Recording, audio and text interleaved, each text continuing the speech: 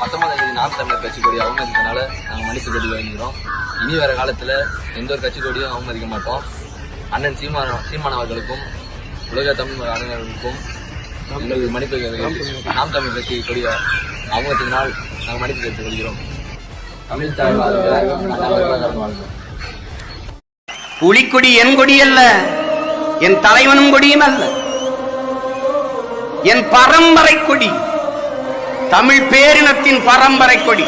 நாங்கள் பாண்டிய மன்னனின் மீன்கொடியை ஏந்தியிருக்கலாம், எங்கள் தலைவன் சேரப்பாட்டனின் வில்லம்பை பயன்படுத்தியிருக்கலாம். தமிழனுடைய மூதாதைகளின் கொடி எல்லாமே பாய்ச்சலில் இருக்கும்.